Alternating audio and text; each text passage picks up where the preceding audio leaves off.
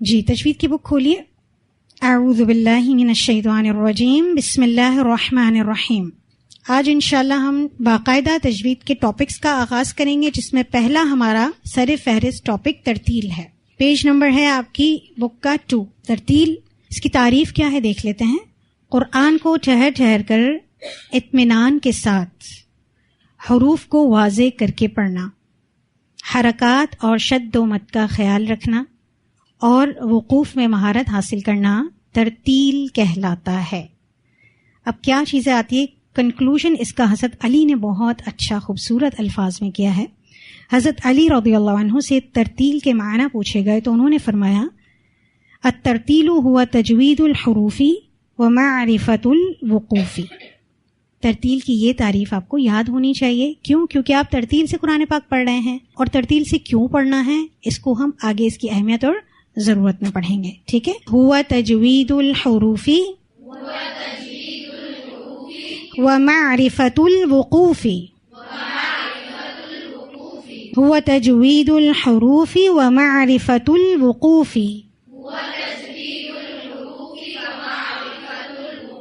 چل اب ہم دوبارہ سے دیکھتے ہیں. پہلے تو اس کا ترجمہ دیکھتے ہیں. حروف کو تجوید کے ساتھ ادا کرنا اور وقوف میں ماہر ہونا ترتیل کہلاتا ہے. بیسیکلی ترتیل میں 2 چیزیں آتی ہیں.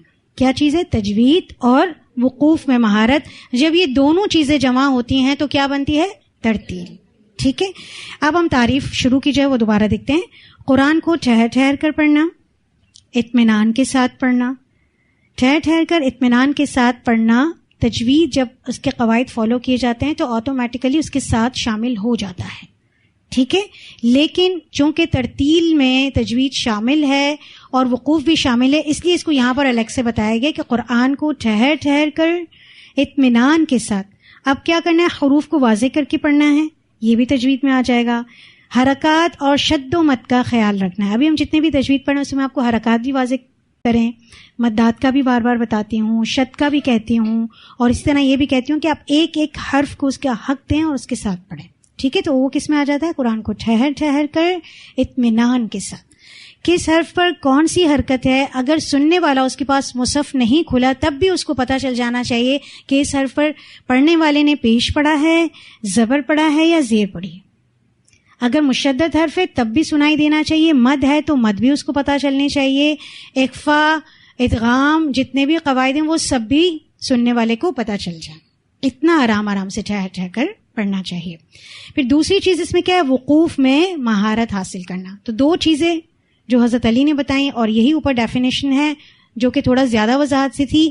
حضرت علی کی جو تعریف ہے وہ بہت جامع ترین تعریف ہے. اسی لیے جتنی بھی کتب تجوید، کتب ترتیل، کتب وقوف آپ پڑھیں گے ان سب میں یہ تعریف ترتیل کے لیے سر فہرست ہے. ٹھیک ہے. چلیں ترتیل کے ساتھ قرآن پڑھنے کی اہمیت اور ضرورت، یعنی کیوں ہمیں اسی طرح پڑھنا چاہیے، اس کی کیا اہمیت ہے وہ ہم دیکھتے ہیں. اللہ تعالیٰ نے حضرت جبرائیل علیہ السلام کے ذریعے قرآن نازل فرمایا تو ساتھ پڑھنے کی کیفیت بھی بیان فرمائی. یعنی جب اللہ سبحانہ تعالیٰ نے اپنا کلام حضرت جبرائیل کے ذریعے نبی صلی اللہ علیہ وسلم کے قلب اطہر پر نازل فرمایا تو یہ کیفیت بھی نازل فرمائی قرآن کے ساتھ کہ آپ کو ترتیل کے ساتھ ان پہ قرآن پڑھنا ہے. اللہ سبحانہ تعالیٰ کا ارشاد ہے وَرَتَّلْنَاهُ تَرْتِيلًا. ترجمہ ہے اور ہم نے اس قرآن کو ٹھہر ٹھہر کر ترتیل کے ساتھ پڑھ کر سنایا ہے.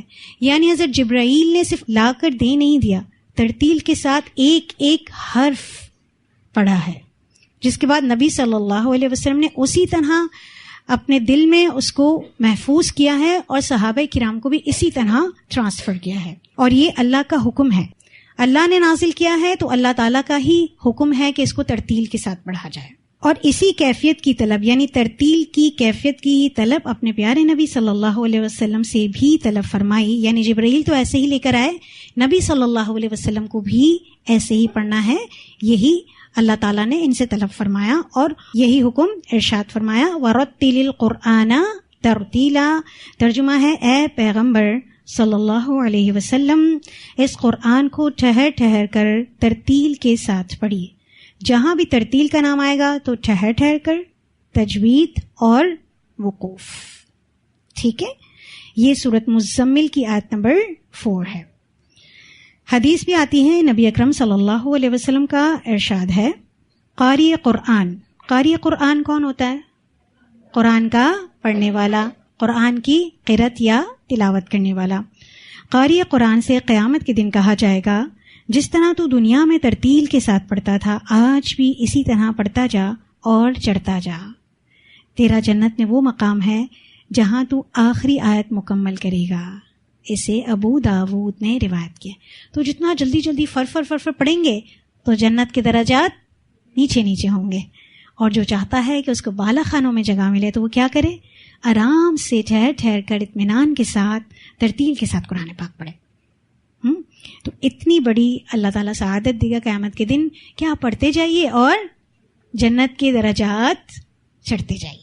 اس کو آپ امیجن کر سکتے ہیں کہ آپ قرآن پڑھ رہے ہیں اور ایک سیڑھی ہے اور آپ اس میں چڑھتے جا رہے ہیں اور اس میں تھکیں گے بھی نہیں اور آپ کو خوبصورت مقامات ملتے جائیں گے. اللہ تعالیٰ نے انسان کا دماغ ایسا بنایا کہ جو وہ سنتا ہے اس کو امیجن کر سکتا ہے. تو اب جب ہم اس کو امیجن کریں گے نا تو ہم پڑھتے وقت یہ چیزیں ہمارے ذہن میں ہوں گی. اب یہ جو 2 حصے ہیں ترتیل کے، تجوید اور وقوف، اس کو انشاءاللہ ہم اگلی کلاس سے شروع کریں گے. تو پہلے تجوید کی تعریف آنی چاہیے کہ تجوید میں کیا کیا چیزیں شامل ہیں، تو پھر ہم اس کو ڈیٹیل سے پڑھیں گے اور پھر وقوف کو. جو آپ کی کتاب ہے اس میں 80% تجوید آپ کو بتائی گئی ہے اور 20% وقوف. اس کی وجہ یہ ہے کہ وقوف کا تعلق زیادہ تر معنی اور مفہوم سے ہے. جب آپ تفسیر اور ترجمہ پڑھ لیتے ہیں تو آپ کو خود پتہ چل جاتا ہے کہ آپ کو کہاں رکنا چاہیے اور کہاں نہیں رکنا چاہیے، لیکن کہاں آپ کو وقف کرنا چاہیے اور کہاں نہیں. یہ آپ کو تجویدی کلاس میں پازز کے ذریعے تو بتایا جاتا ہے، لیکن کبھی انسان اگر اس کا سانس اس کی دراز ہے تو وہ پوری آیت اگر پڑھ لیتا ہے تو ٹھیک، لیکن اگر وہ بیچ میں رکتا ہے، اگر ٹیچر والے پازز کے ساتھ نہیں تو وہ آگے پڑھے تو اب وہ کہاں رکے، یا اس کی سانس اور چھوٹی ہو اور وہ اگر اس سے پہلے وقف کرنا چاہتا ہے تو کہاں کرے. تو اس میں آپ کے مددگار معاون کیا ہے؟ ترجمہ اور تفسیر.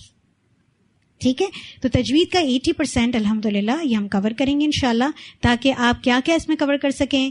آپ حروف کو واضح کر کے پڑھ سکیں جس میں مخارج اور صفات آتے ہیں. اس کے علاوہ حرکات ہیں، جتنے بھی قواعد ہیں جس میں حروف مدہ ہیں، نون ساکن کے قواعد ہیں، میم ساکن کے قواعد ہیں، مد کب بنتی ہے کب نہیں بنتی ہے.